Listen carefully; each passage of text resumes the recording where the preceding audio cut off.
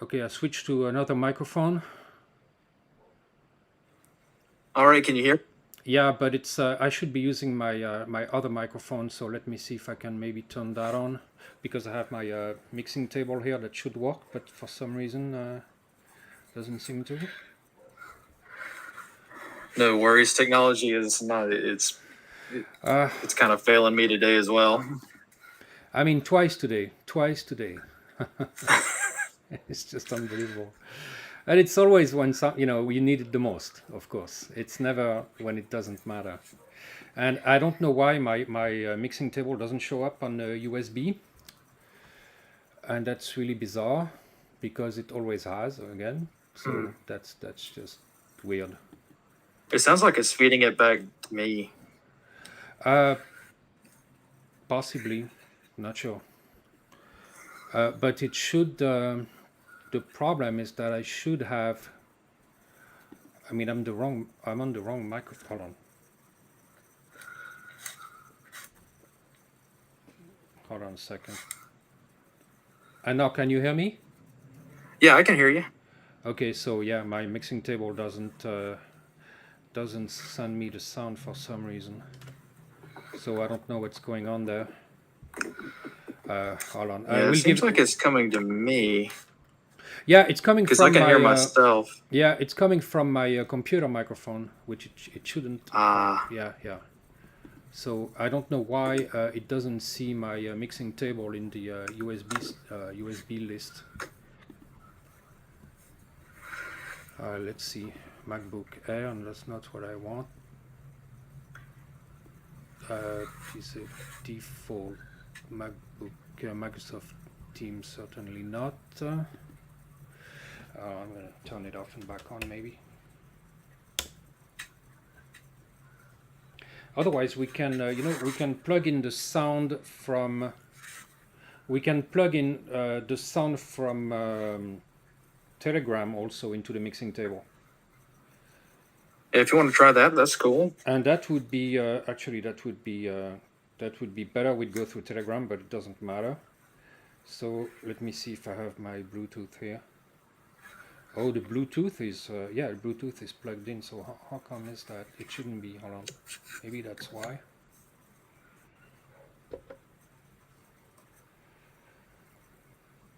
All right, so let's see if it shows up now.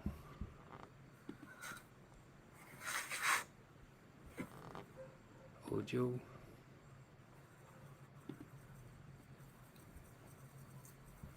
No. All right, let's do the call me on Telegram. Yeah. All right.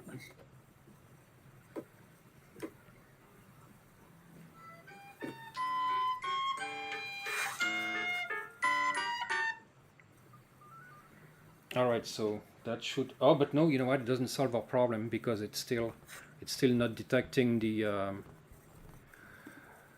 mixing table. Darn. Oh, that's just aggravating. We'll use the computer microphone if it doesn't work, but that's just not what I wanted better quality audio. That's where I'm at, because my my wireless mic isn't working for some reason.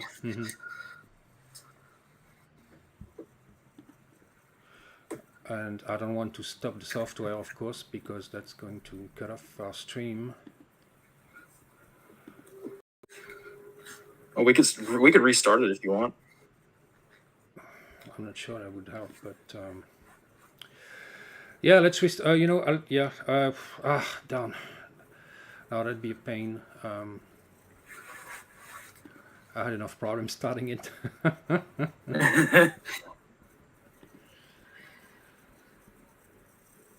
All right, so nothing yet. Okay, all right, I'm gonna still working on it.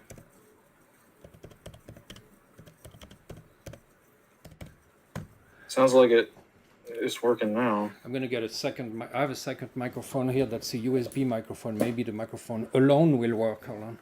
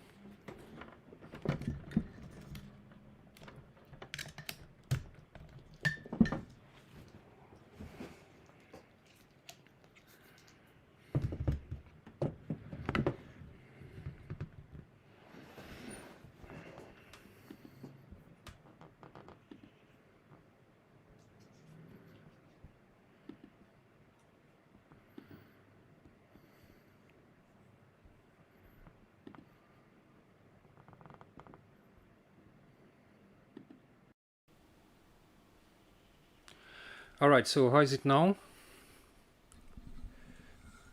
See, I can still hear you. Okay, so let me check. Okay, it seems to be working here on the USB microphone. So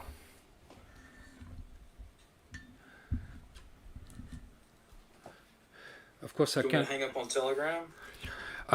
It should be well, yeah. Hold on.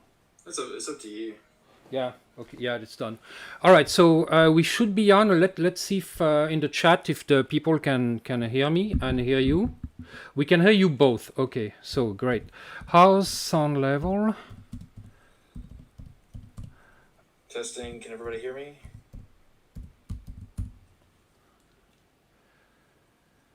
Okay. All right. So we'll see. I'm not using my mixing table, which for some reason doesn't want to work today, which worked fine Saturday, of course. Oh, it's been a long week already.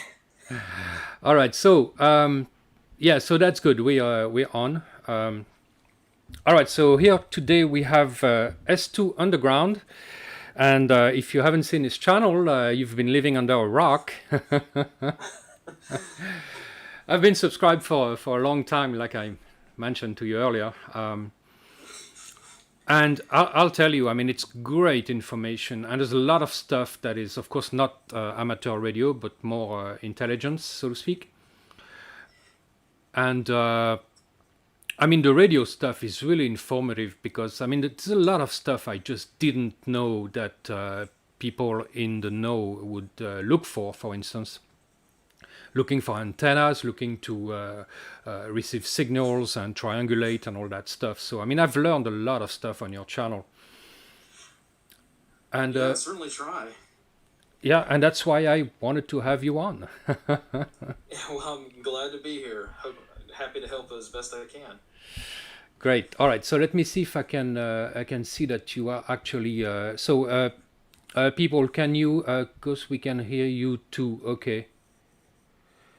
Jason, your mic sounds distant. Okay, I'm gonna try if I can boost it up maybe a little bit from here. I'm not sure. Perhaps, I'm not sure. It's not the best mic in the world. It might be actually coming from. It might be picked up by the my microphone possibly. I'm not sure. It could be. So let me see if I can check the collab cam here and see if I can set up the audio. Maybe there's a setting for that. I'll double check my sound settings too. Volume is okay. Now there are settings here. So microphone source. Yeah, actually you're coming in through my microphone. That's why. Okay. And I have no other choice here. Unfortunately, that's how it has to work, I guess, which is kind of a pain. Just boost it up as much as you can, and I'm going to do the same. Sure. Here on my side. Okay, so here I'm at the maximum. Yeah, me too. Maxed all the way out. All right. Well, it should be okay. I'm gonna move my laptop a little bit to put it a little bit closer to the microphone. Maybe that. I'll just speak a little bit louder. Right. I'll tell you, I've done a few streams and I've had issues with sound level, but never with sound source like that. I don't know why it's doing that. Anyway, we're not gonna dwell on that. All right, so we have a bunch of people here. Before I ask you any questions, I'll just see Xander Marx is here helping us with the sound, and we have Dennis Schultz, we have Mohammed Aizlan Aizat. I probably really mispronouncing that. My apologies. And let's see. All right, so he says it's good too. We have GCW says loud and clear, good and workable. Okay, great. And the experimental CQDX. Okay, and yeah, JCW is in Canada. So I'm in France, of course. S2 is in the US, if I'm not mistaken. That's right. Yeah. All right, so now I know people are going to ask, okay, and I've asked already. They have posted comments on Facebook asking, why are you hiding your face? If you don't mind me asking. No problem. No, I just I got out of the Intel world during the sort of COVID era, and I sort of started this whole YouTube thing and getting into more radio stuff and preparedness kind of topics and things like that. I just I, I feel like once you rip that sort of band-aid off, really put it back on again. So I feel that I originally started due to just me wanting to be more private and things like that.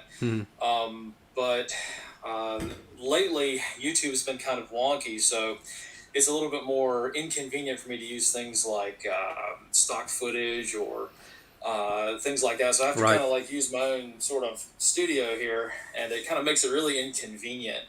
But really, lately, I guess the reason for just kind of keeping up and trying to stay as anonymous as possible is I feel like sticking with anonymity allows me to say and do things that are not necessarily the most politically correct sometimes, but more along the lines of information, right?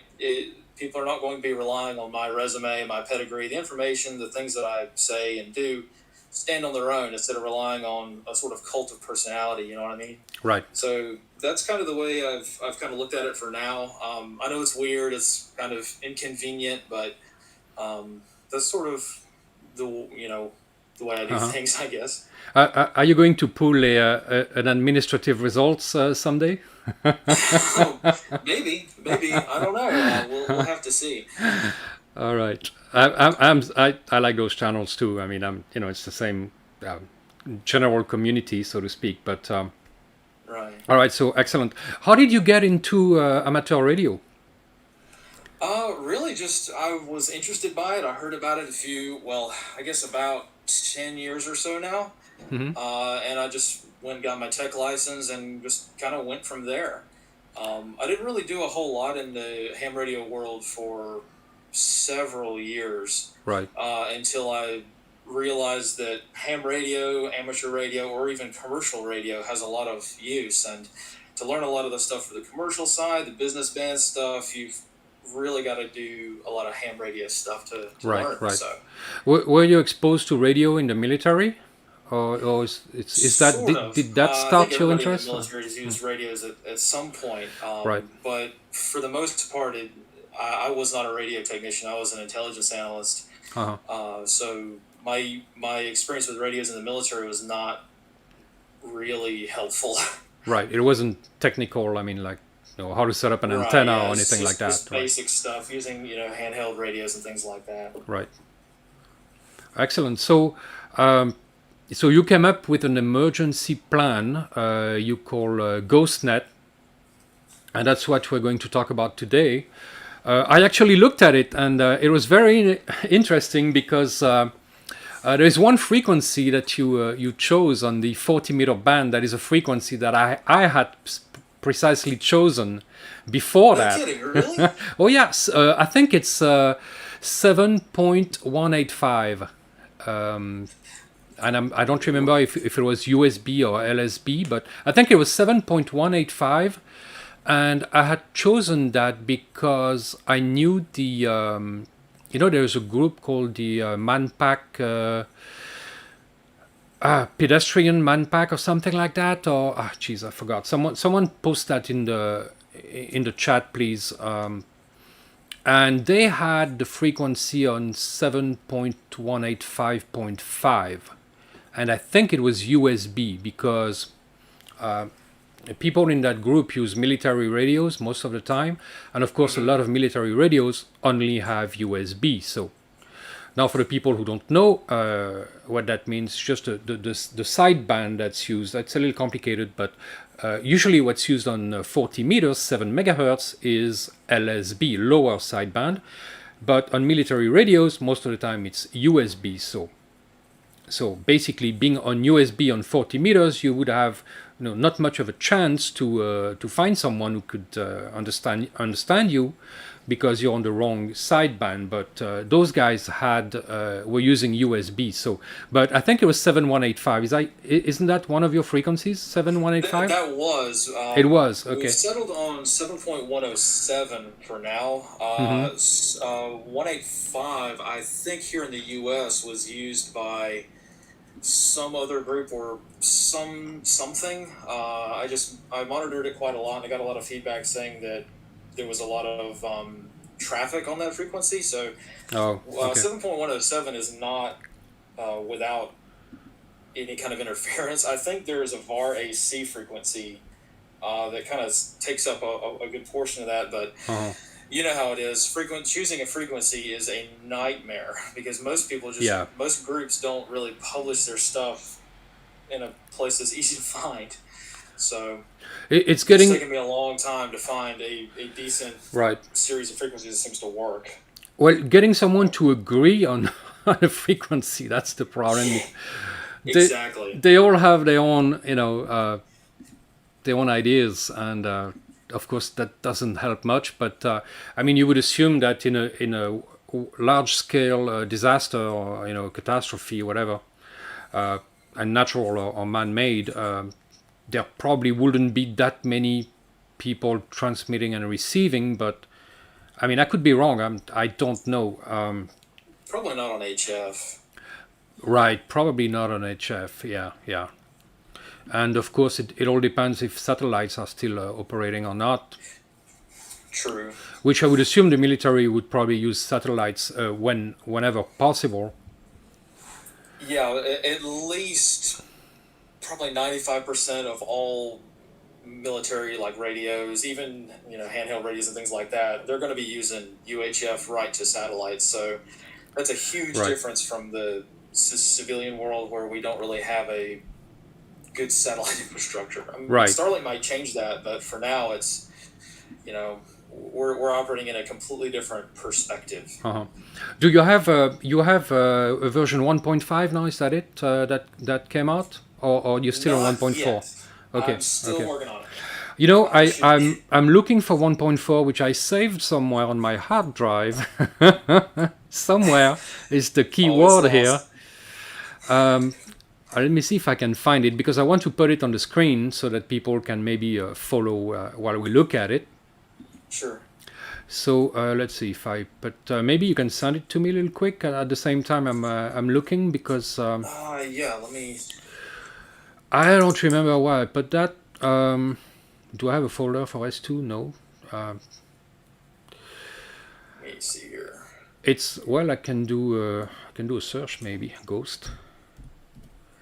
The main link where I've uploaded it to is GitHub, so you should be able to find it there. All right. So basically, you have frequencies that are HF. I mean, in all the bands, VHF, UHF. You have JS8, which you use JS8. I'm a big fan of JS8. Julian is too. OH8 SCN. I think JS8 is fantastic for this. I'm not entirely sure if we're using it in its intended role, but it seems to work quite well. I think it is. I mean, I don't know what else it would be used for. I mean, maybe, if people who want to make DX contacts and log that into their logbooks will use FT8, but they won't, I don't think, it's more like people who want to really have a chat, that have some kind of communication that would use JS8, I would assume. Yeah, JS8, the ability to send, if you have to, long strings of text is really, really helpful. Right. Well, and the fact that you can actually receive a message without being at your radio. That's really good. And Julian had a very good idea. I don't know if you heard about it, but and he wanted to contact, what's his name already? I'm drawing a blank. I know him. I've talked to him before. The designer of JS8 Core, he had an idea that you could, for instance, write a blog entry, like you write your wire, for instance, leave that on the JS8 call software, and someone who wanted to retrieve it could send like a short string of characters to your station and be immediately sent the document or the text, And I thought that he called that microblogging or something like that. And I thought that was an excellent idea to do that. It's not been implemented yet, but maybe if we just bug him often enough. Yeah, that would be a really good idea. I'm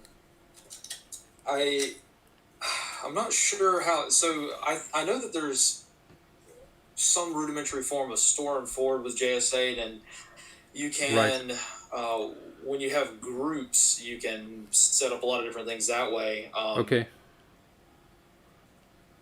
I'm just not entirely sure how you could send a long character of text. Of course, there's always the what is it? The FCC recently changed the bandwidth rules or something like that to allow a higher baud rate. So that might be a way to come at things. I don't know. Okay. Well, I mean, hopefully it will keep evolving and we'll get new features. But already, just as it is, I mean, I think it's really, really good. I think there is no better really prepping mode, digital mode than JS8. I mean, I just can't think of any. Yeah, I've looked and I've tried pretty much everything there is, and JS8, it's not perfect, but it's really good. Yeah. All right, so I'm going to check my mail. Did you send me that by mail, the 1.4? No, I did not, but I will send it to you here. Okay, cool. So we can actually chat about it a little more. So yeah, and a lot of people, really haven't really thought about the importance of communications in a wide-scale disaster, and that's even ham radio guys. I mean, there is of course the AMCOM crowd, like RS and all that stuff, and they are equipped for disaster relief. But I don't think it's the same as really being ready for prepping, so to speak, because you have a lot of things to think about, like intergroup communications, communicating with people who are outside of your regional area, basically. And there's so much stuff. Oh, I can't hear you there. Can you hear me now? Yes. Mm-hmm. All right, awesome. Let's see, I just sent that PDF. Okay. Let's see if it's coming through. Yeah, it's sent on my end, so it may take a second to get to your end. Yeah, I've got it. Okay, good. Awesome. So I'm going to add a view here, and I can actually show it on the screen, and we can talk about it. Having it on the screen, that's going to be much better. All right, so I'm going to bring that up. Just give me a sec. Open the file.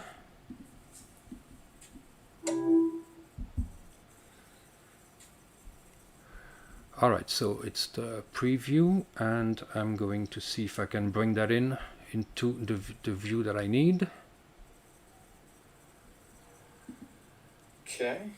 Okay, so that's, let me see, and I'm going to add a source. Let's see, audio, image, slideshow, Mac OS screen capture, maybe? Let's see, collab, display capture, image, browser source, Windows capture, probably. Okay, that should do it. Which Windows do I have? Yeah, okay, and preview.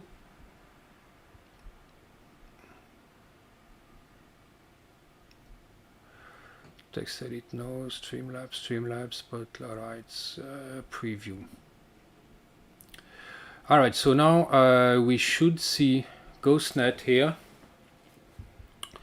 And sorry, it might not be exactly perfect, but I'm going to try to make it better here so that everybody can have a look. let's see, and here, okay. So GhostNet version 1.4. You guys let me know if you can actually see it. Okay, so printing instruction, verify and download, print, cut, laminate, blah, blah, blah. All right, so I'm reading it. GhostNet is the overarching term for a collection of communications networks set up to allow users around the world to exchange information without relying on pre-established infrastructure. Far from being just an emergency plan, GhostNet is intended to ease the transition of radio technology into everyday life.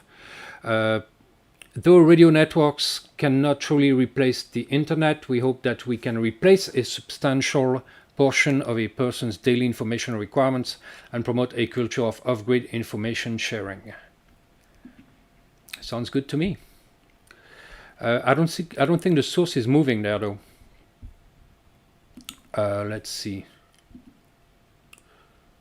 No, image is not. No, I don't see it. Let's see. I don't see it. All right. So anyway.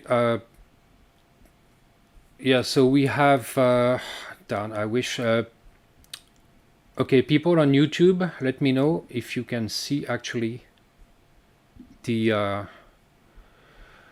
mentioned wide-scale disaster. What would you classify as a wide-scale disaster? What I would classify as a wide-scale disaster, that would be, for instance, a global conflict.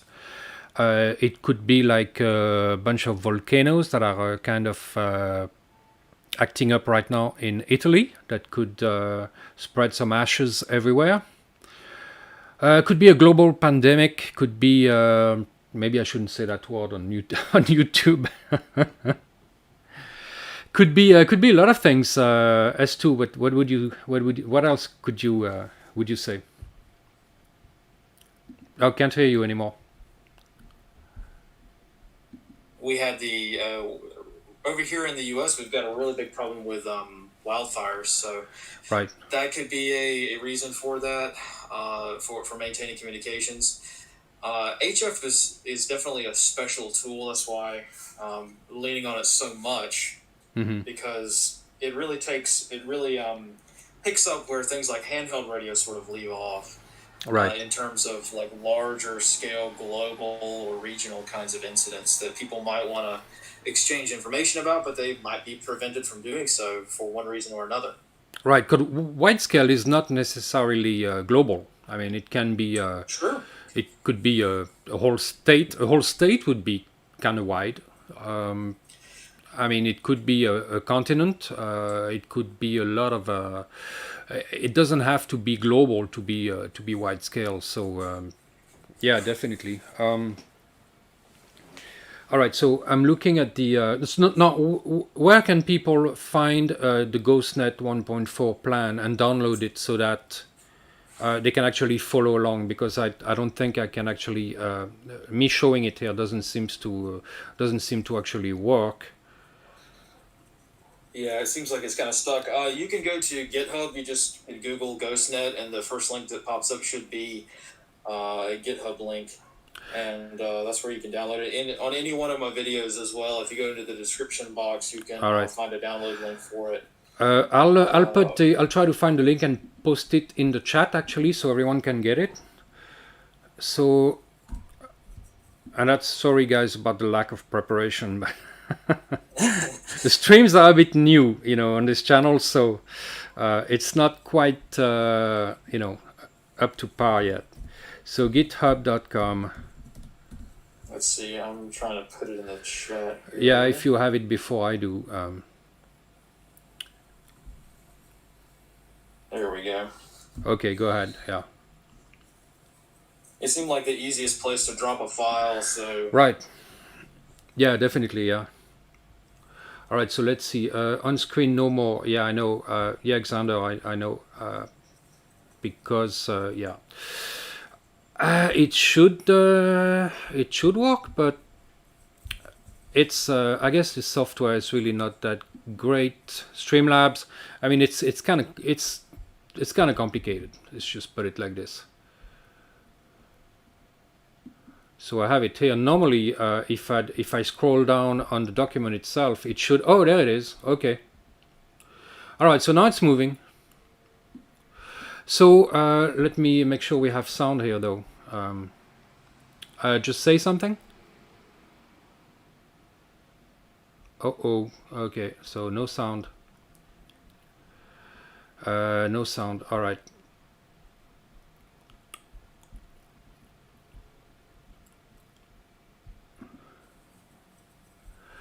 All right. So I had it for a second.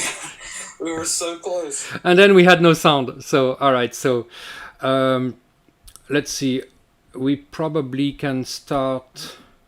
I'm going to scroll down. I can look at it anyway, and scroll down and find the right page and then put it on.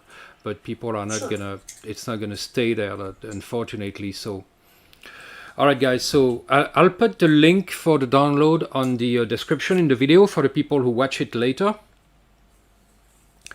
So right away, what I see is that at the pretty much at the beginning of the document, it mentions a GS8 call on 40 meters. Is 40 meters the only band that you set up for GS8 call? No, there are other bands. JS8 call on 40 meters is just the most common. I think most people tune into here in the US, it's Thursday nights, communications nets on JS8 call. But really, there are other bands that are used, especially with what I'm calling the data bridge concept, which is basically trying to maximize antennas and transmission power and things like that to make long haul shots. So for more regional stuff, you can use 40 meters, but for DXing kind of stuff, that's on a whole different day. Right. Those are kind of detailed based on where you want to try to talk to. So it would be mostly 40 and 20 meters then? Mostly 40, 20. Right. Out in the Pacific, I think I have 80 meters in here just as kind of a stopgap, but right. 80 meters is kind of the back alley of HF radio, so I'm not sure how popular that would be. Right. But yeah, it's well, 40 and 80 would be more of a regional kind of use, I would assume. Right, yeah. And true. 20 meters for long distance. Now, a question that Julian asked me, you set up the frequencies on a different frequency than the regular JS8 frequency. Any specific reason for that? Mostly I just didn't want to step on anybody's toes by those who just wanted to kind of stick with the standard JS8. I figured we have all this bandwidth, we have all this allocation to us. Why not take use of it? So really, all the frequencies that I picked are trying to avoid stepping on other groups and other pre-established plans and things like that. So I didn't know how successful this was going to be in the beginning. People can use the regular JS8 call freq if they want, but most of the time I figure people would want a high chance of success. They could go to the freaks here if they're trying to participate in the GhostNet kind of stuff. Right. In any case, I mean the Thursday night net is on that specific frequency that's specified in the PDF, right? Right. Okay. Now the data bridge, what is that? So it's really an idea that I kind of came up with when trying to work with a lot of the antenna kind of restrictions, and I'm a really big fan of low power operations, so QRP kind of stuff, and I know how frustrating it can be if you're working with a resonant antenna that's not a multi-band antenna.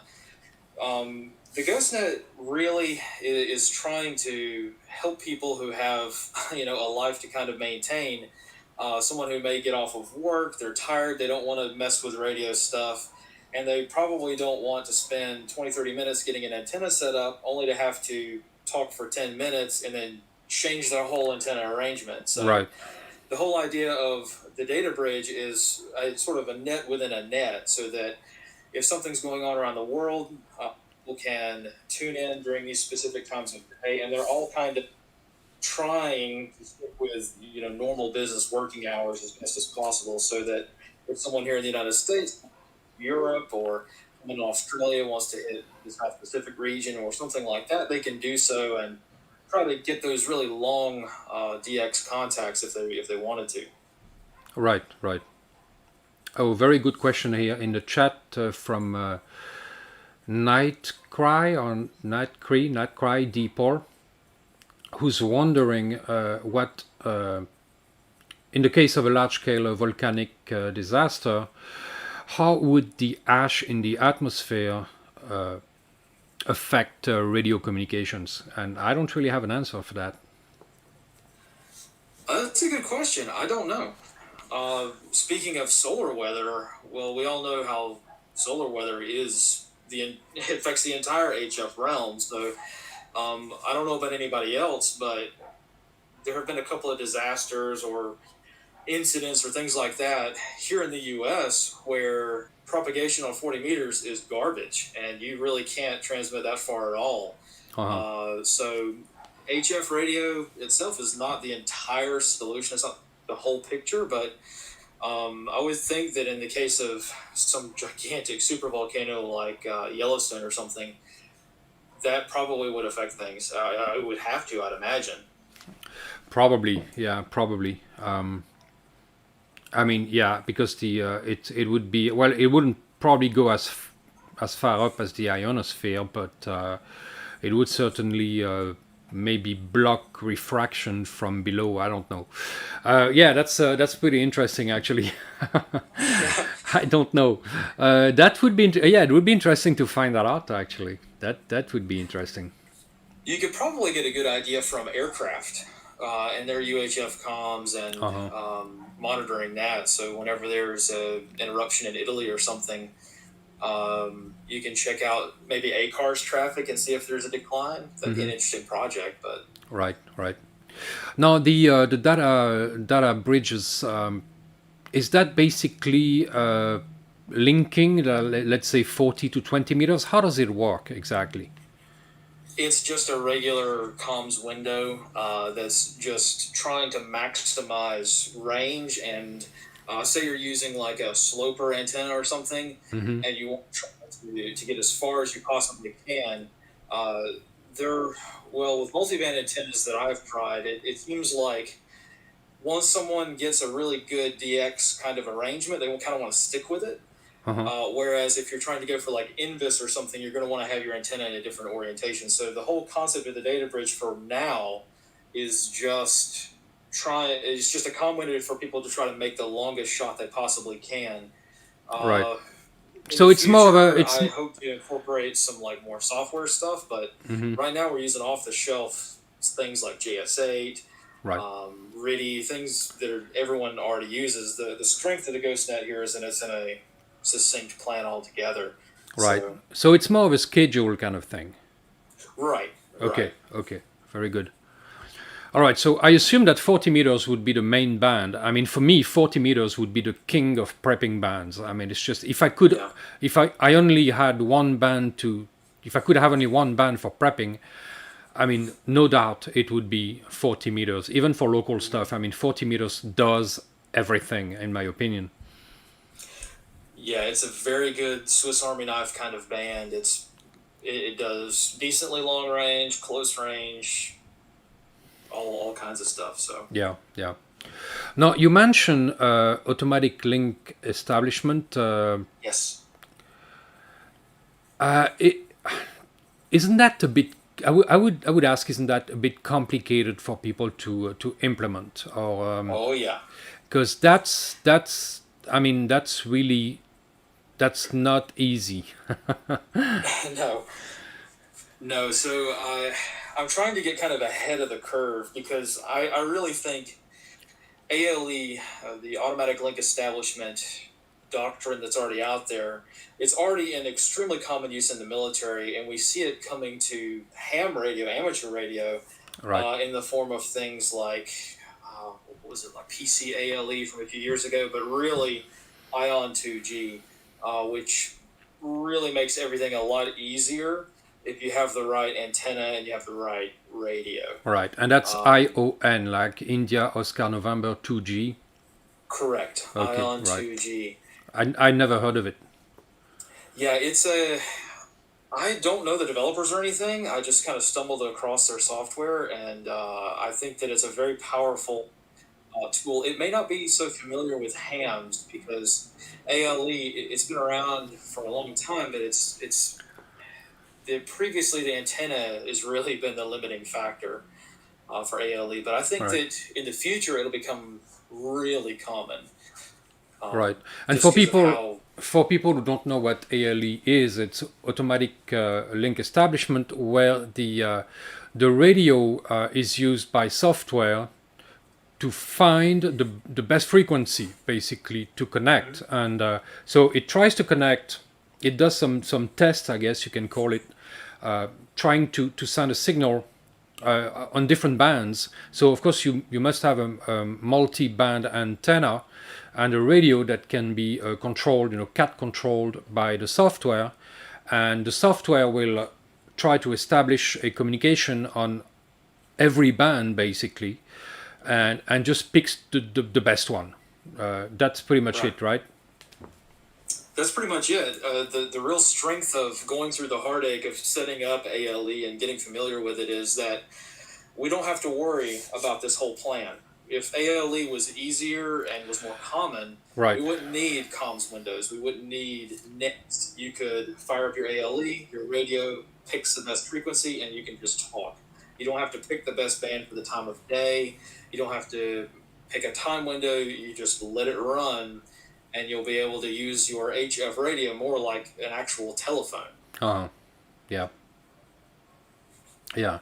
So, I mean, in the event of an event of some kind of a disaster, what would be the pecking order, so to speak, to choose from? Like, would we start by trying to establish contact using JS8 first, or is there something that should be tried first, and then we would revert to other modes, like maybe even down to I shouldn't even say down, but maybe CW. I don't know if you do Morse code, but it's. Yeah. I mean, is that? But is there a list basically where you say, okay, first try that, second try that, and so on? Sort of. I'm working on for version 1.5 the idea of what I'm calling. I'm full of endless catchy names for things. I'm calling it the crisis net. Essentially, someone who's got a lot of very expensive HF gear, they might not know how to use it properly, or they may know how to use it properly, but they may not know how to implement it in like an emergency. So essentially, what you just mentioned, a very rudimentary pace plan for when an incident occurs. I'm really trying to get a hold of the idea of the everyday emergency, whereas we can always say, all right, we're going to activate the GhostNet, we're going to hop on JS8, call on 40 meters, and go from there. That's Right. kind of the general gist of things, but That's I'd really yeah. like to flesh that idea out more so that it's less of a top-down, it's more decentralized. People can make their own decisions. In terms of where to start first, really, it depends on what the disaster is. If it's someone who's kind of stuck in a local area, if you're Right. at that volcano and you're having to evacuate, I would not expect anyone to string up an HF radio antenna or hop on HF Right. radio at all. Yeah. If anything, they might be using handheld comms for their team or their family or whatever. Yeah. But in terms of if there's more of a strategic kind of incident, like a nationwide cellular outage or something like that, it was just an AT&T outage yesterday. When cell phones go down, maybe somebody can just hop on JSA call and see what people are talking about, just as a way of maintaining their communications method. Not necessarily in terms of switching immediately from normal daily life to emergency mode, something kind of in between. Right. That's kind of where this tries to fill in those gaps. I think that's what I would do. I would probably, I mean, assuming that I can stay in my apartment here and I can use my magnetic loop antenna, I would probably jump on JS8 40 meters. That would be the first thing that I would check out, and I would probably just leave it on. Right. just leave it on. And I have actually I have a problem with my G90, my Xiegu G90 right now that I have to solve. But I do have the QDX from QRP Labs, and it's a little. Oh, That one's a little tiny box. I don't know if you've seen it. yeah, one of these. It's smaller than a pack of cigarettes, and it has I don't remember how many bands, but the output is like 2.5 watts, maybe 3 on a good day. If you push the voltage a little bit, but I wouldn't risk it. And but on JS8 Core, 3 watts, even 2 watts, you can go transatlantic on that. Oh yeah. And my friend Ray, W7ASA in Virginia, whom I mention often because he received me actually on JS8 with my QDX. So, I mean, it is possible, and definitely to receive messages. I mean, you don't need the transmitter; it doesn't matter. Right. You have a little QDX plugged in, or even the new QMX from QRP Labs. I mean, it has a bunch of kits, qrp-labs.com, and you can even buy them already assembled, I believe. And those only burn like 100 milliamps on receive or something like that. I mean, it's ridiculous. Yeah, the options out there are really exciting. Yeah, especially on reception. And again, you don't need much exactly. power. So, and that's the beauty of it. Because the problem with using radios that are bigger, basically, is that is the current on receive. Mm-hmm. Because recharging 3 18650 cells is much easier and much faster than recharging a 10 amp hour battery. Sure, and the I don't know about for you, but for at least for me, when it comes to HF radios, batteries are often like the hardest thing to kind of nail down for new people, because it turns out you have to usually like engineer some kind of solution. You have to assemble a cells, yeah, battery, a charge controller, meter if you want it. So there's not a whole lot of plug and play options for batteries. So that might be a pretty big barrier for a lot of people. Yeah. What I use is that personally I use either 3 18650 cells, which are like 2 amp hours, 2000 milliamp hour, probably 2500, and so you get 12.6 volts with 3 batteries basically. Mm-hmm. Or I also use Live PO4, so Live PO4 batteries, lithium iron phosphate, and you need 4 cells, and 4 cells I think it gets me like 14 point something volts, and those are pretty much higher capacity, like 6.5 7 amp hour. So that's what I use with my G90, for instance, when I take it out portable. And but my smaller radios, like my USDX, you know that one, USDX? Mm-hmm. The USDX, which is again the size of a pack of cigarettes, and that I can use for digital as well, I use 3 18650 cells. And that fits in your short pocket. I mean, it's easy to recharge. You can recharge that with a small solar panel and a USB charger, and you're good to go. So yeah, one of the things I would really like to see, and maybe you could check it out if you haven't already. Lately, I've been experimenting with using a lot of these solar generators or pre-made like power packs and things like that. I have if one. They have a 12 volt like cigarette lighter adapter or something, or you can crack open the case and wire in like an Anderson power pole or something. But I've been testing those out. In the past, they haven't been super reliable because of interference. But lately, they seem to be like they're a pretty good option. Right, I have one that I made a video about, but the only problem that it has is that the output, the cigarette lighter output, is about 16 volts, so it's probably 4 cells, and you have to be careful about that because some radios don't care, but some radios will just fry if you give them 16 volts. Also heat, so you're probably not going to be able to push so like 100 watts out of something like that. No way, no, certainly not.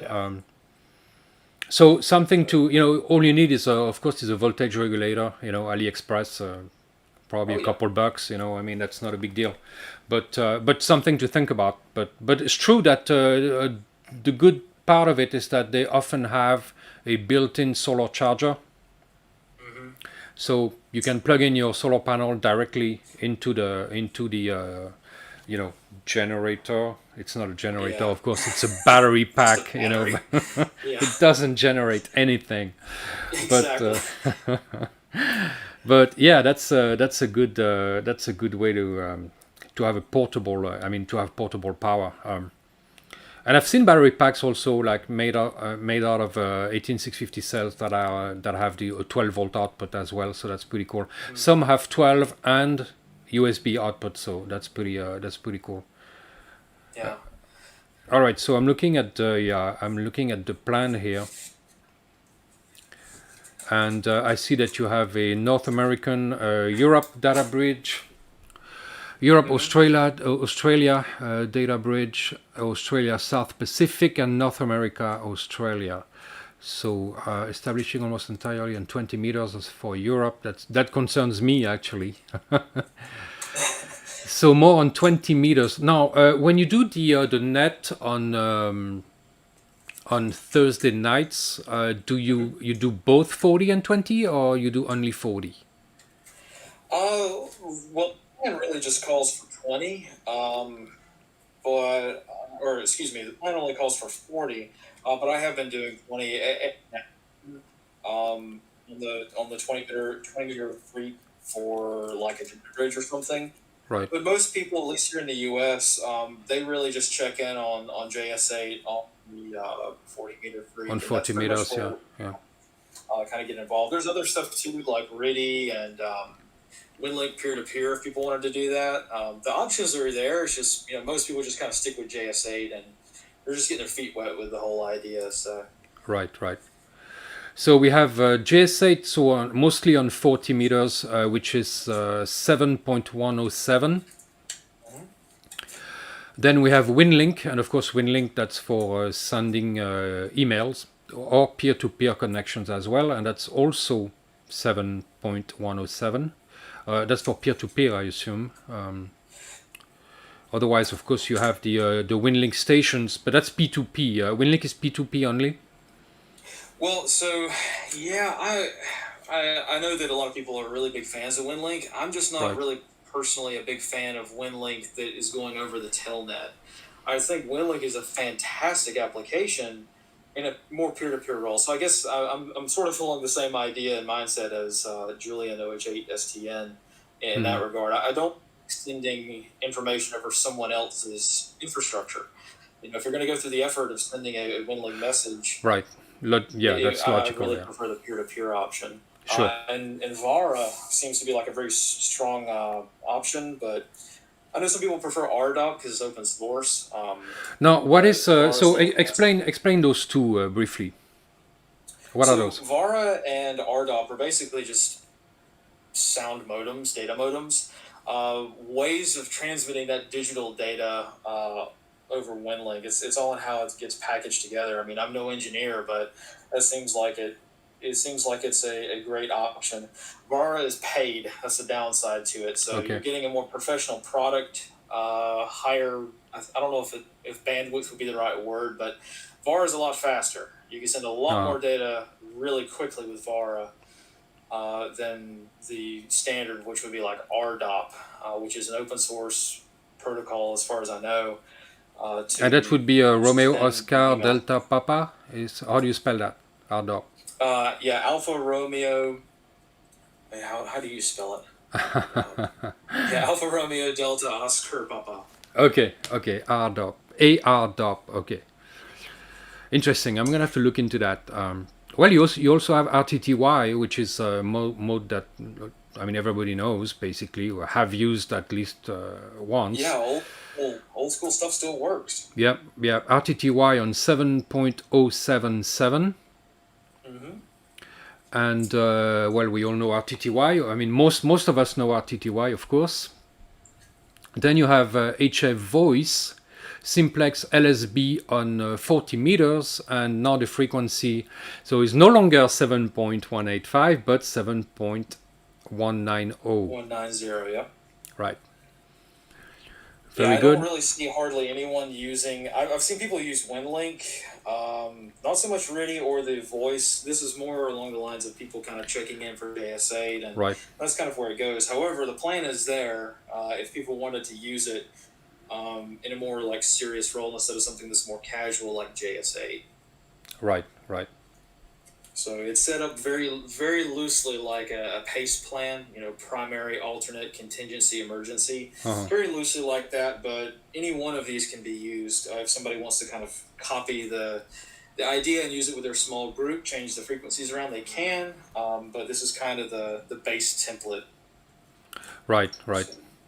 Well, and 40 meters, I mean, right now we are at the top of the solar cycle, and 40 meters can go transatlantic very easily. I mean, it's not. Yeah, exactly. It's not reserved to regional communications. You can. I remember once I made a contact. It was at the top of the last solar cycle. I was in Florida, and I made a contact to Estonia and another one to the Black Sea, and I was using 1.3 watts CW. Yeah, you can get a really good range on 40 meters sometimes. I tend to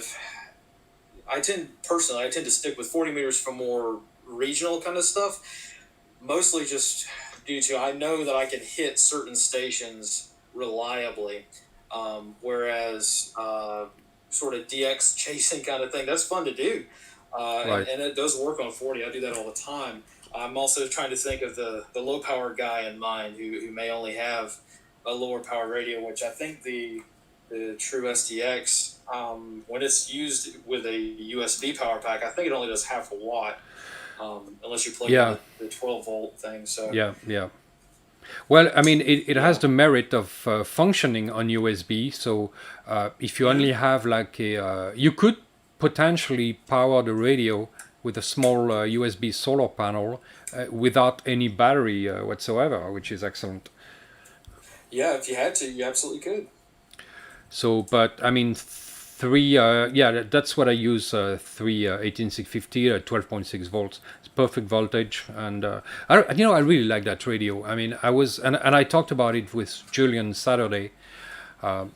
First, when I saw it, I was like, "Oh, that's just a gimmick, It's not gonna work on." I mean, and I'm a big QRP guy. Also, I'm a big fan of using the least amount of power possible. But I really didn't have high expectations about that radio.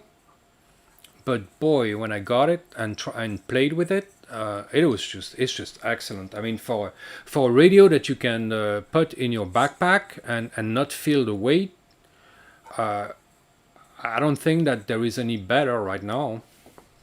Yeah, and it reduces the barriers. So as you know, HF radio equipment is not cheap. So if somebody can get one of these and reliably get on the air and for like $120.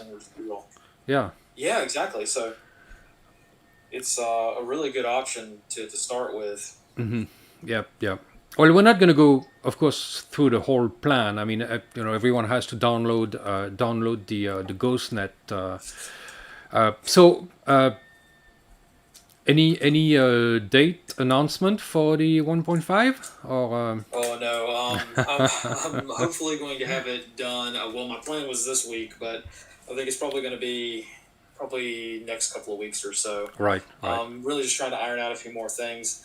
It's not like I'm inventing anything new here. It's just kind of establishing a plan where there really isn't anything like it, without stepping on too many people's toes who may have other networks, more long-standing stuff.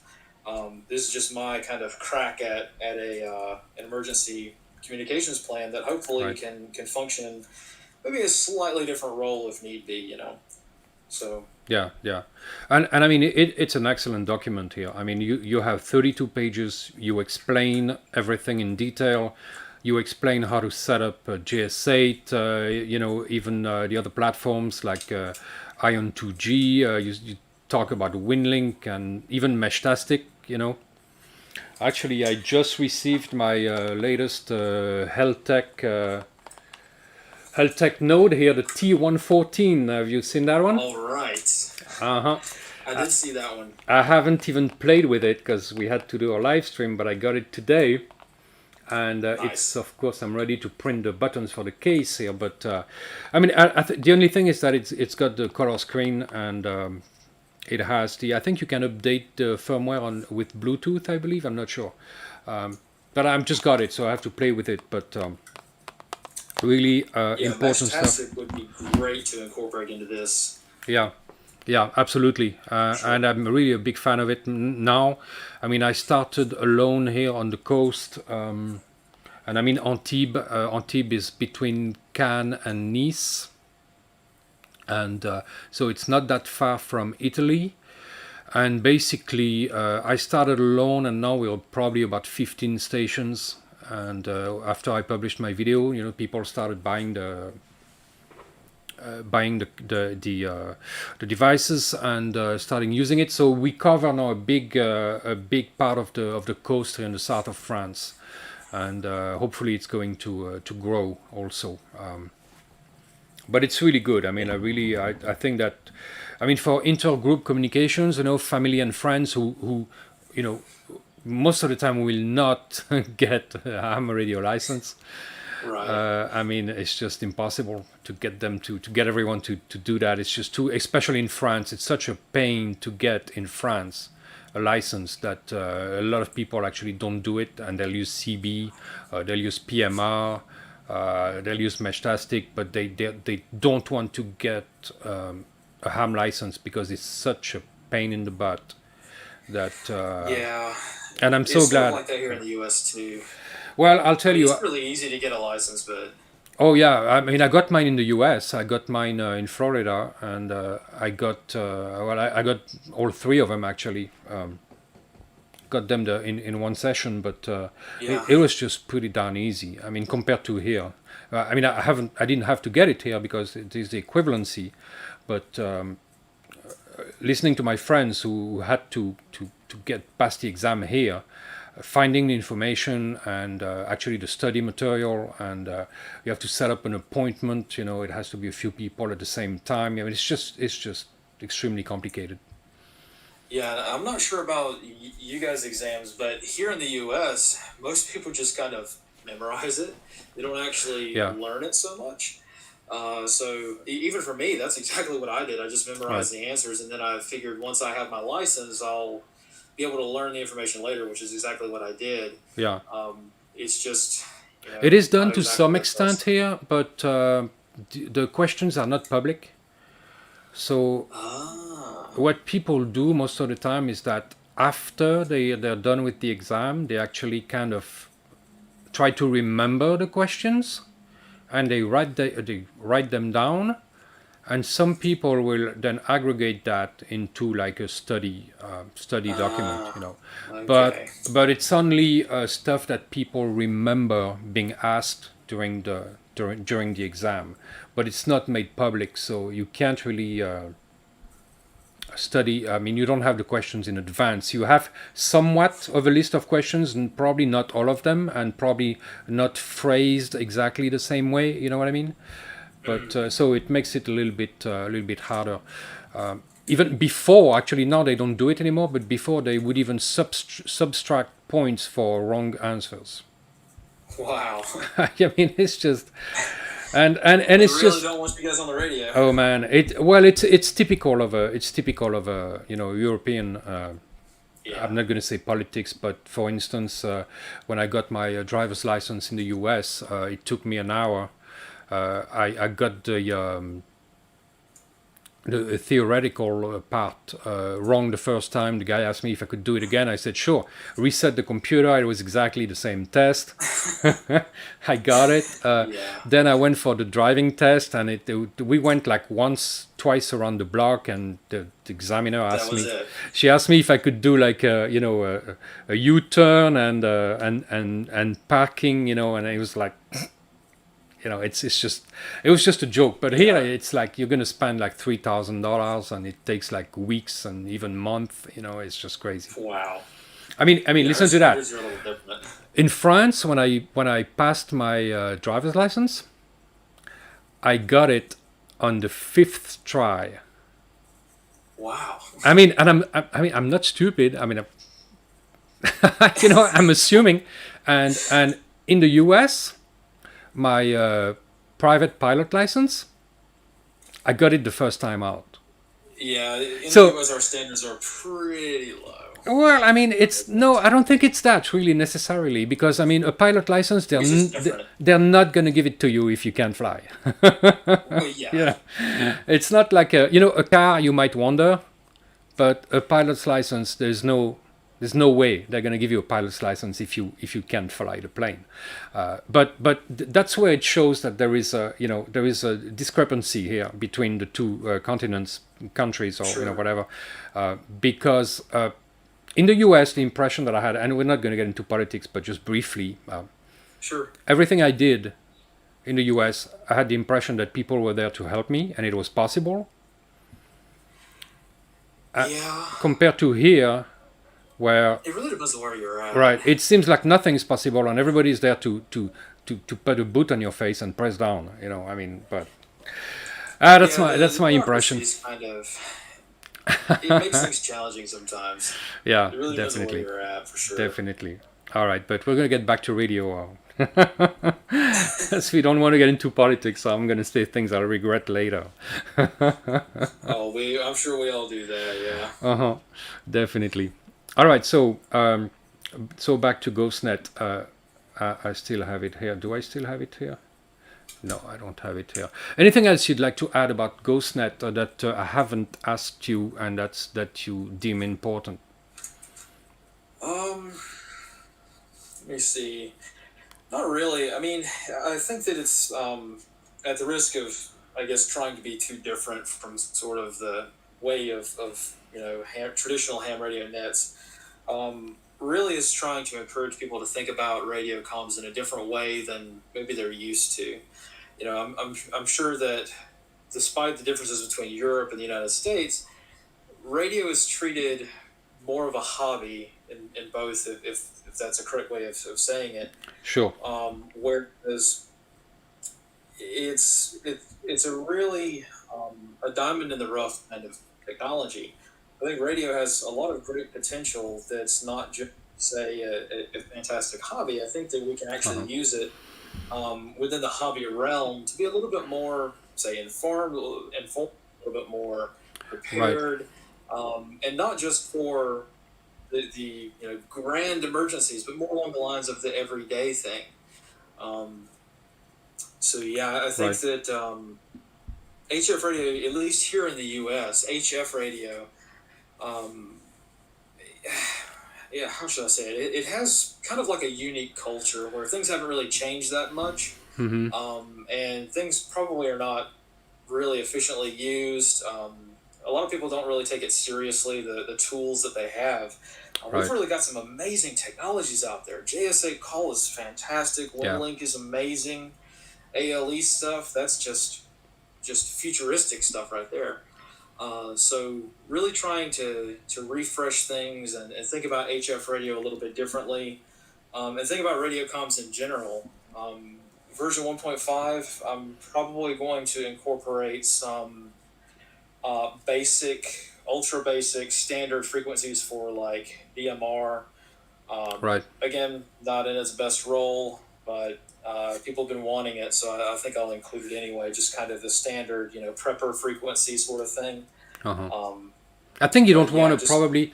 It's probably not a great idea to spread too wide with all that stuff because. If you have too many options, basically nobody's going to hear anybody else.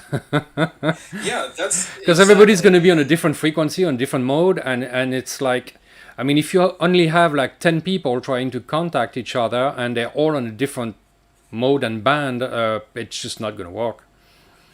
Exactly. And one of the things that really makes me hesitant to incorporate things like VHF and UHF are the sort of idea that a lot of people don't understand the very, very big differences between VHF and UHF and HF. It's all, the HF world is a whole different world. Oh yeah. I really haven't kind of prioritized that because I don't want people thinking they can go out and get themselves like a really low cost VHF UHF radio and think they're set and think they're all good. Right. When in essence, if you're trying to do more strategic, high level regional stuff, you can't really do that with handheld stuff. So. Right, and it's. I think a lot of people don't realize that one, radio would be the only thing left if the internet and phones were down. I think they're not. They haven't really thought about that. That it will be the only way to communicate. And if, of course, you have some family members or I mean, even friends or anybody that you want to stay in contact with, it's not going to be possible. If you don't have any sort of equipment, it's just not going to happen. And it's very hard for them to understand that. I mean, even if there are options that don't require a license, like PMR or FRS for the US, or even if you get a GMRS license, you don't need to pass an exam. You just pay for it. That's it. And that's a great option. But they don't realize that would be the only way for them to communicate whatsoever, and that's when actually it's something that I always think about and try to talk people into getting something. Sure. I mean, I've distributed radios to people, because a lot of companies send me videos radios to handhelds to review, make videos, and I just hand them hand them out basically because but often those radios they stay in a closet and they won't see the light of day until and if something happens the batteries will be dead and not rechargeable anymore, and I mean it's a whole thing. Once everything goes out, even if it's maybe not totally out for a long period of time, but we're now, I don't know if it's just 2024 being a crazy year or whatever, but we have had a lot of internet outages and a lot of really big national or regional cellular outages, and it seems like not a whole lot of people have learned from that. So thankfully, I don't know about in Europe, but here in the US, cheap, Baofeng style radios have become super, super popular. The danger with that is, of course, people not realizing their limitations and thinking that, just because you've got a handheld radio that you're good, when in essence you probably wouldn't be if things were to get really serious, and be out for a long period of time. It's just really hard to get people to understand that there's more to it than just buying things. It's really it really requires a total change of perspective sometimes. Yeah. Well, here a lot of people in Europe buy the Baofengs and all those cheap radios, the Quansheng, I don't even know how to pronounce that. That's it. Yeah. But they do program PMR frequencies, which is our FRS basically. FRS, yeah. Of course, that's illegal, but a lot of people do it. I mean, I program them. I don't transmit on them, but I. Of course, I have my ham radio license, so I don't have to. But I can use UHF. But I still have them just to, in case I need them, and listen to those frequencies. And of course, there is Meshtastic. I think that's a recent option, but it's really taking off, and we have more and more here in France, and I mean all over Europe. Also, a lot in England. I saw people are using that. Saturated the whole network there. But Well, of course, over there you can't say anything on social media anymore. So I guess they have to go somewhere. Exactly, and you can have your own encrypted channels, which is great. But maybe we shouldn't say that too loud, because we want to keep that capability, But the cat's out of the bag. I mean. For people who already have those devices, I mean, the small Heltec V3 or something like that, you're only going to pay. You're only going to spend like $30, and you're all set. Yeah, Meshtastic is such a powerful tool if you set your expectations. Like radio is about setting Yeah, expectations, yeah, and Meshtastic is one of those things to where it can work like shockingly well. It punches well above its weight for what you get, yeah, and it can supplement a lot of these the cheaper radios that people use questionably legally, at least here in the U.S. Most people. Just kind of buy these and don't worry so much about the paperwork side of things. But yeah, it's definitely one of those tools where you can get a lot of use out of it if you understand what it can do, what it's used for, and so on and so forth. yeah, yeah. Well, it's a great option. I did try ATAC on it, and unfortunately, my friends and I could not make it work. Yeah, things with ATAC have changed quite a bit. I should probably revisit that. Yeah, I mean, we did make it work somewhat because I could see them on the map, and if I say I added a vehicle on the map, they would see it. But we were not able to exchange messages, which is weird. Yeah, funny enough, I actually have. I just got back involved with ATAC on my end over the past few days, actually, trying to get it to work with Meshtastic, and it's a little bit buggy, but it's not as bad as it used to be. For instance, with Meshtastic, there's now, if I remember correctly, there is a dedicated ATAC mode that you can set your Meshtastic to operate in, so that doesn't send a lot of the Meshtastic centric stuff. So if you wanted to really just have a dedicated ATAC setup, you could do that. I personally am kind of on the fence. I try to use Meshtastic with the native Meshtastic app. Yeah, it's much simpler. Yeah. Yeah, exactly. And again, like And you it's mentioned, enough. Yeah. I mean, for me. Meshtastic is great for people who don't really have the technical knowledge, they don't have the license, and they just don't care. They want a messaging app. Yeah. You can make it work that way. Yeah. And I think it's good enough. I mean, the problem with ATAC is that it's so specific. I mean, if you're not a professional, part of a large group, I don't see it. I don't see the usefulness. I mean, you'd have to be part of a group for sure. I mean, a group that trains together and do things together, and need more to communicate. But for regular people, just to keep in touch with family and friends, I don't see it really. Yeah, exactly. The only thing that I would say where ATAC works for just one person is if you're trying to use it with drones. Right. ATAC works really well. It's really a helpful tool to use, even if you're just by yourself. If you have like a DJI drone or something like that. Right. But other than that, you're right. You definitely need like a dedicated like team or family members who really are interested in it. Otherwise, Meshtastic is about as much as you're going to get. Yeah. Yeah. Definitely. All right, so very good. I'm going to check the chat, see if we have questions here. I'm going to go back. You might want to have a quick look at it as well. Let me see. All right, so older style infrastructure. Oh, I can't hear you anymore. You there? Oh yeah. Okay. Yeah. Okay. Yeah. I thought you were saying something. It seems like it just stops for some reason. I thought you were saying something, but no. All right. I was looking at the chat, and actually,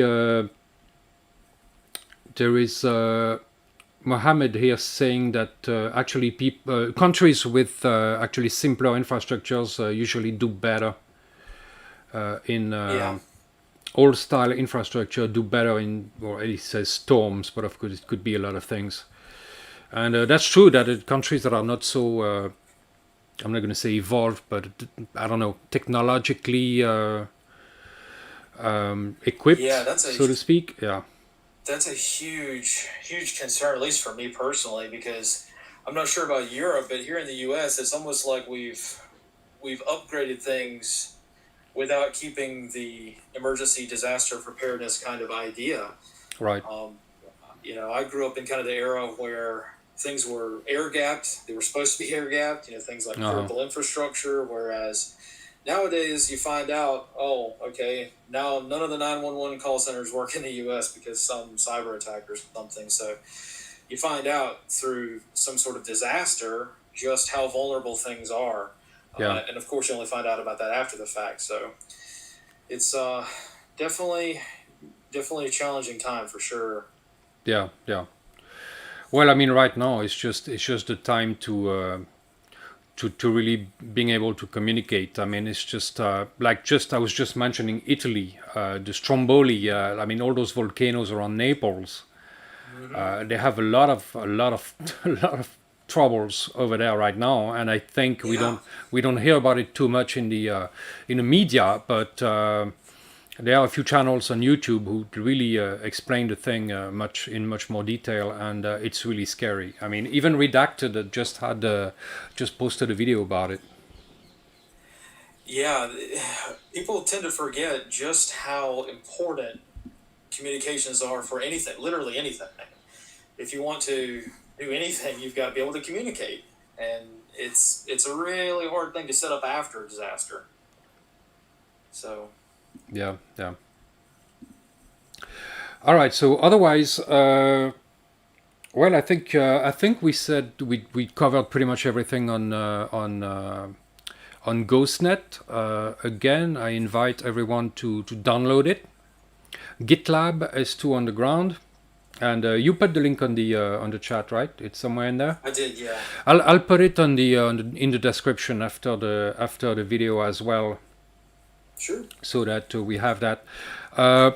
Also, I want to mention again that on your Patreon you have a service that I personally really enjoy, and I think it's a great source of information. It's The Wire, where actually you can receive every day you receive a brief, if I can call that a brief, about the global Sure. situation or situations with different levels of. I think you have what, a routine, and then what's after that. Just yeah, it's kind of a I think a whole number for one my. time you had another one, right? Yeah, most of them are routine, but I try for the Wire. It's kind of a unique product. I try to kind of emulate professional intel reports and their message precedents. So most Right. of the time, routine is the most common one. The It's next one normal is stuff. priority, All right. so on and so forth. So I know it's probably not the best format for conveying like regular news information. However, behind the scenes, it's a really good format for me to transmit over the radio. It's really good for me to send, if I have to, send it wirelessly to myself, things like that. Right. So Right. the format, yeah, is kind of set up to be more convenient for that. Well, what's The great is that it's. I mean, I receive it by email every day, mhm. and I mean, I get it usually in the evening, because it's of the difference, the time difference, Time zone difference, yeah. and from the email, I can either read it in the mail, or I can watch it on YouTube, and then I get the audio, which is great. Now, what I really like out of that Wire is that at the end of it, after enumerating all the specific events that you cover, that you give an analysis of it, and that's really interesting Yeah, because I think that it's really hard for like an old intel guy like me to transition into professional journalism, I guess. So I find that true journalism is not really done anymore, at least from the mainstream media. They try to blend oh the sure, facts of the case of what happened yeah, with their opinion about something. So I try to kind of separate that out so that you get just like a 2-minute report, easy read on the details of something with minor comments here and there, kind of explaining something, and then what I think about it at the end for what it's worth. If it's helpful, it's helpful. If not, it's not. But People seem to get a lot of use out of it, so Yeah. Oh yeah. just going to continue doing it. Right. Well, and you do cover also other continents than and countries than the Yep. U.S. So, I mean, I've heard you mention stuff about the Middle East, of course, Europe. I mean, there's a lot of things going on, of course. And I mean, for Oh yeah. me, it's just saves me a lot of time because Hmm. I don't have to go fish, here and there and go on such and such website and spend time doing that. It's already done because you've done it. Yeah. So, and what I also like is that unless a lot of or a few other like prepping news like I was going to say websites, but channels. I can think of one in particular that I'm not going to mention, but pretty much he cries wolf every day and has the Yeah. emergency alerts every day, and you think it's going to be, the bombs are going to start falling every evening, and Oh yeah. it's like, Yeah, that well, tends to okay, happen quite a lot. right, and then it's like, well, cry wolf every day, and nobody's going to listen after a while. Yeah, things are And happening around the world that are pretty concerning, I think, for everybody, but sure, it's not the end of the world just yet. yeah, but you don't do that, and that's what I appreciate Yeah, as well. I try not to. I mean, everybody's human, but definitely try to be as succinct as possible. Yeah, definitely. All right, so let me look at the chat, and people asked your last questions, and we're moving towards the end of the stream. So let's see if we have other comments here, interesting comments.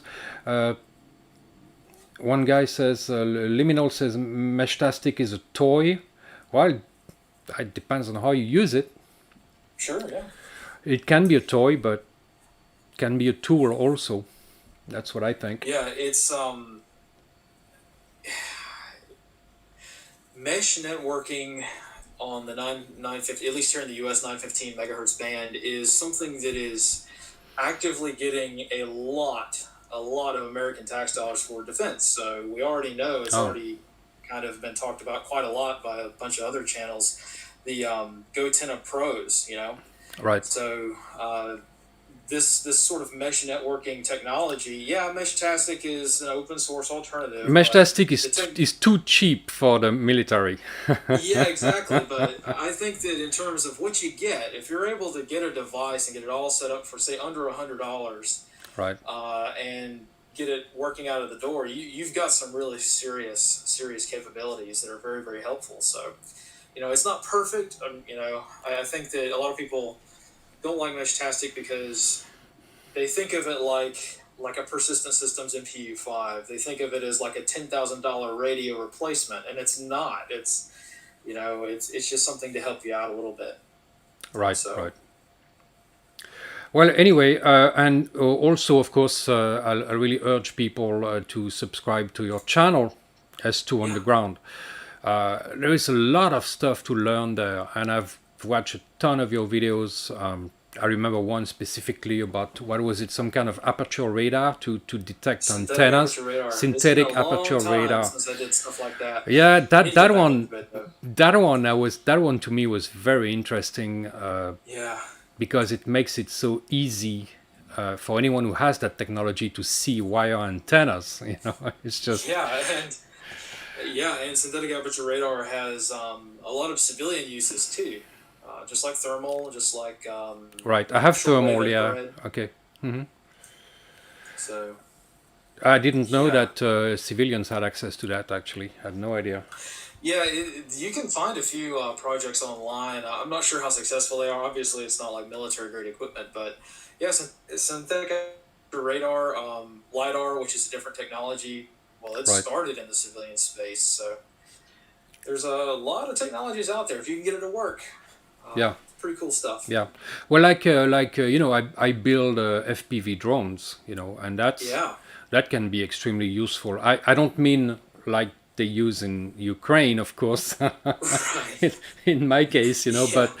but simply, I don't know. For instance, I mean, you can do it in normal times, but you could simply fly around your neighborhood and just observe what's going on, and that's a technology Yeah. that's really interesting as well for and accessible to civilians, and so that's another thing that's and it's also I mean, I don't know actually if I could strap a Meshtastic node on a drone here legally. I have to find that out.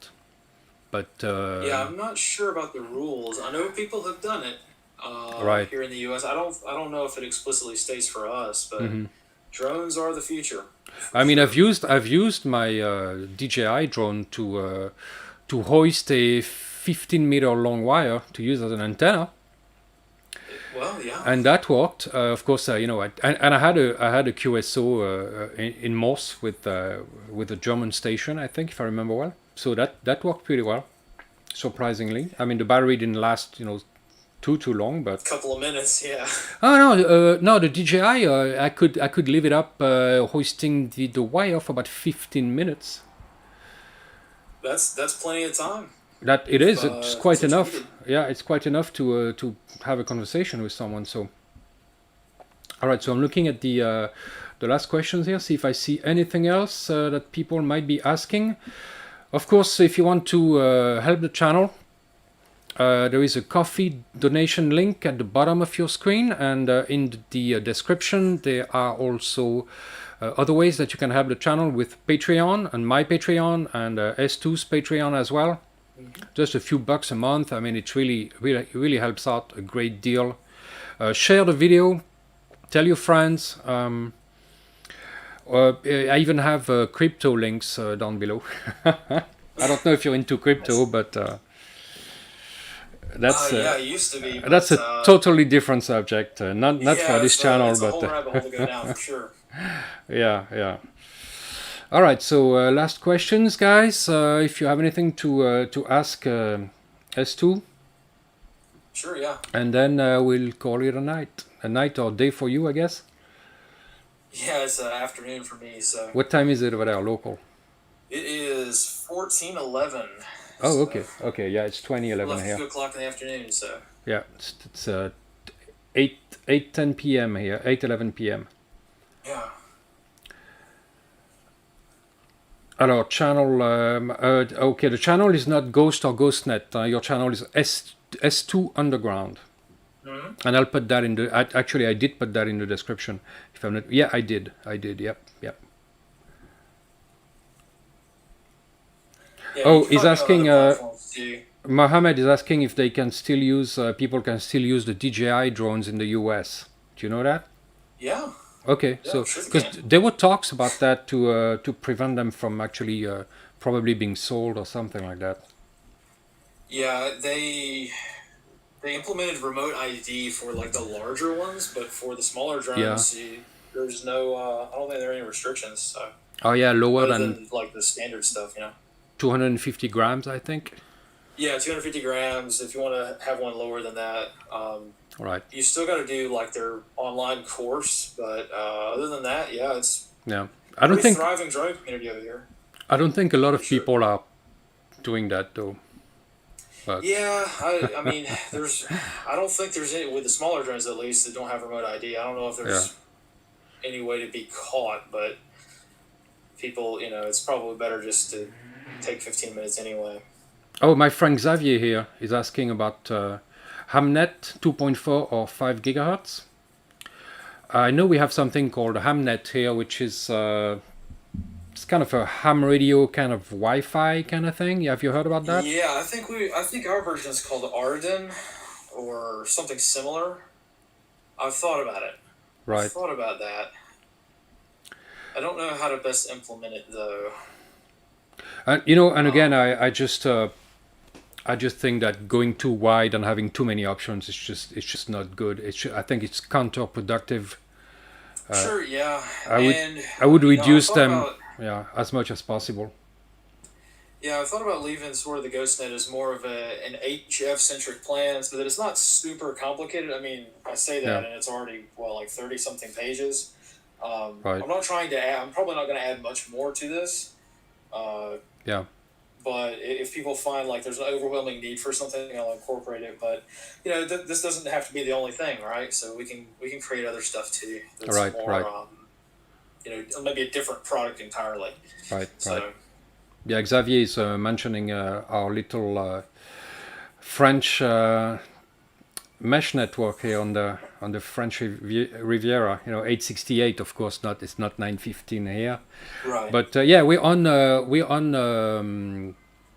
main channel. So everybody can find us there. Nice. All right. Well, what else here? Meshtastic low data rate. Yes, it's only texting, and that's I think that's enough. I mean, it does everything it has to do, in my opinion. P2P Yeah, LoRa. incorporating much more into it would be difficult. Yeah. Nightcry DPOL mentions P2P LoRa transport. I don't know what that is. I don't know what other things you could put in those packets. I don't know. I mean, there's so many things you can do with those devices anyway, but Meshtastic is just only one option, but I think it's a good one. To get Wi-Fi, okay. Well, that's about it. I don't see any other questions here that are really specific to GhostNet or ham radio in general. So, all right. Well, anything else to add to our little discussion? I think that's pretty much it. I can't think of anything else to add. If anybody has any questions for me, they can probably most reliably get me on Twitter or X, Twitter. whatever you want to call it now. X, right. I'm not even sure I have you on X, and I think you're on Instagram too, right? Yeah, but I haven't posted anything on Instagram in a long time. Okay. Usually I try to just stick to kind of Twitter these days, just because it's easier to send out reports and do longer format stuff, so a little easier. I have to find you on X here because I don't think I have you on. Well, maybe I do. I'm not sure, but I don't use X much. I use more. Well, I mean, my Instagram is for personal stuff, so it's not really for the channel. We have a group on. I don't know if you're in it, but on Facebook we have a group. Radio Preppers with an S, plural. No, I don't think I'm on Facebook anymore. I think it's been a few years. I would assume that you wouldn't be on that. Yeah, no, it's kind of hard to get a Facebook account nowadays. Yeah. Without giving over an awful lot of data, at least for us. Yeah. Well, the only reason I'm on Facebook is that I have a lot of friends in the U.S., of course, in Florida. Well, I used to live. I spent 22 years in Florida, so I have a lot of friends. Still a big platform for sure. Yeah, yeah. Well, those were the best years of my life, I'll tell you. Sarasota, Florida. All right, I found you there. Okay, follow. So X, what else? So you have YouTube, S2 Underground. You have X, S2 Underground. What else? Trying to think what else. Telegram. I have 2 Telegram channels you can find just by searching S2 Underground. See, yeah, I didn't. I only have you on Telegram, but I don't have your channel, so I'll add that as well. And of course, there is a chat on Patreon also. Sure. Yeah. Which I follow. Yeah, absolutely. Yeah, it's a little easier to manage messages and things like that for sure. Right. Excellent.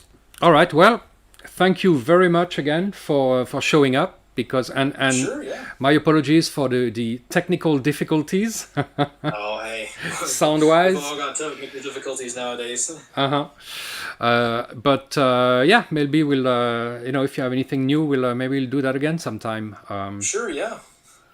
Yeah, and hopefully as the project grows, we'll see how things work out. And if you have any project or you need any help on radio stuff that maybe I don't know in relation to Europe or transatlantic communications or whatever, something you'd like to some feedback on, or don't hesitate, just contact me and certainly we'll talk about it. I mean, sometimes it's good to have to be able to bounce ideas, or I mean, who knows. But yeah, that would be great. For sure, yeah. Excellent, and hopefully I'll try to be on JS8 more often, and because it's really rare that I actually do, but I'll try to log in the actually, let me see, 20 Zulu. That would be that would be 10 p.m. for me, so it's not impossible. Definitely in the realm of possibilities that I could log in on 40 meters. I'll definitely try. As more people use it, here in the U.S. at least, people just kind of tune in whatever time of day they want, and there's always somebody listening. So, how many stations do you get usually on Thursday night? Let's see. From my own location here in like the Mid-Atlantic U.S. East Coast, I can pick up, if I've got a really good antenna up, let's see, I don't know, maybe 60 or 70 stations during the comm window. Awesome. But throughout the week, just at random times, usually 5 or 6 people. Right. Who just kind of leave their JS8 running 24/7. So about as much as 70 stations for the net? Oh yeah. Oh, that's pretty awesome. I didn't know that. Oh yeah. Okay. Yeah, there's a lot of people that tune in during the comm window, and what I try to do is I have my local radio set up, my local transceiver, to get my local traffic, but I usually also pick a web SDR. So here on my big computer, I'll have like a web SDR running for like the West Coast to see who's tuning in, and I'll get quite a bit more. So I just kind of like to see what news reports people get. And people, send their own news reports. They check in, they do testing, they do all kinds of stuff. So all right, I'll definitely try to be on. I don't know about tomorrow. Well, if I get the QDX out, maybe I can use that and try to at least listen. I don't know if you're gonna hear me over there, but give it a shot for sure. Yeah, absolutely. Yeah. All right, very good. Well, thanks again, and I think we got everything covered. So cool. Thanks again for having me. It's been awesome. All right, you have a good one.